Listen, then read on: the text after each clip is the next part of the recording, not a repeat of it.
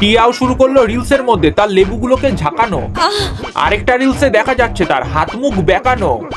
টিয়ার পাশে দাঁড়িয়ে রয়েছে সাজানো মা কালী, অন্যদিকে ন্যাকা টিয়া গায়ে মাখে বালি।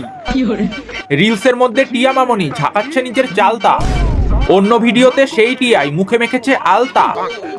কন্টেন্টের জন্য টিয়া মামনি মাথায় পড়ে সিঁদুর, রাতের বেলায় সেই টিয়ার গর্তেই ঢোকে রাজের ইঁদুর।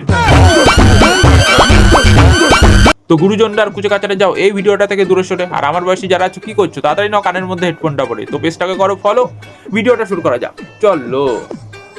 এটা একটা অভিশপ্ত বাড়ি, এই বাড়ি। আরে অভিশপ্ত বাড়ি না, অভিশপ্ত তুই নিজেই।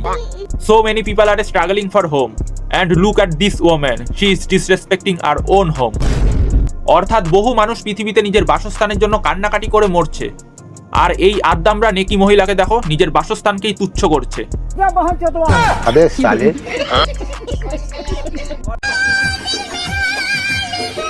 মানে গাইস সিরিয়াসলি, কোথায় আকাশের চাঁদ আর কোথায় পোদের পাত?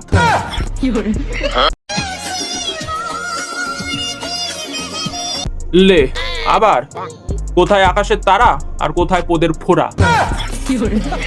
সিরিয়ালে আমাকে কবে থেকে দেখতে পারবে? আমি কোন সিরিয়াল করছি? মানেটা কি? দেখ, মানব কল্যাণের খাতিরে তোর একটা ভালো সাজেশন দিই, এই সিরিয়াল টিরিয়ালে তুই আসতে যাস না।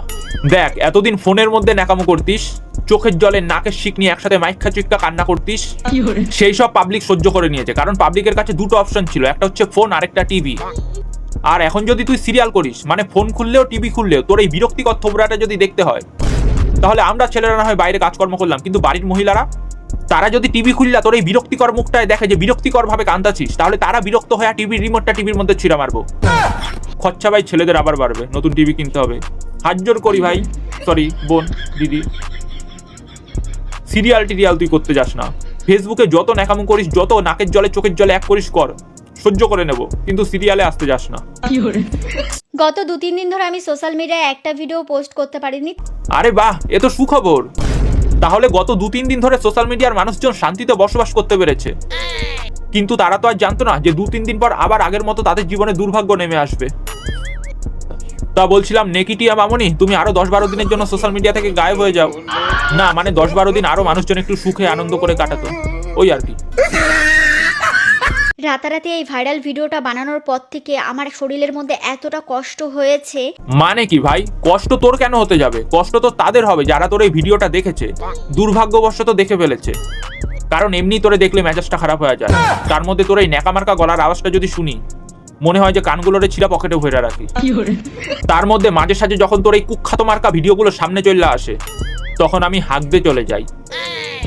কারণ দেখ, তোর এই ভিডিওটা যখন দেখি আর তোর এই বিরক্তিকর আওয়াজটা যখন শুনি, তোর ভিডিও দেখা আর তোর আওয়াজটা শোনা, এই দুটো যখন আমাদের মস্তিষ্কের মধ্যে যায়, তখন পুরো শরীরে এটা অনুভব হয় যে তোর ভিডিওটা দেখছি।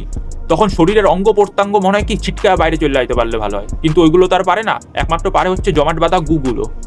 তোর এই ভিডিওটা দেখা, তোর এই বিরক্তিকর আওয়াজ শোনার এই অনুভবটা যখন হাগাগুলো অবধি পৌঁছায়, তখন তারাও মনে হয় বিরক্তির চোটে বাইরে হয়ে চলে যাইতে চায়। কিছু করার নাই, তাই তখন আমি হাঁকতে চলে যাই। তোমরা হয়তো দেখতে পাচ্ছ যে আমি কান্না করছিলাম সেই দিনকা। এ আর নতুন কি, টিয়া ভিডিও করবে আর কান্না করবে না? ইম্পসিবল। মানে ফোন ছাড়া ভিডিও হবে, বাট কান্না ছাড়া টিয়ার ভিডিও হবে না।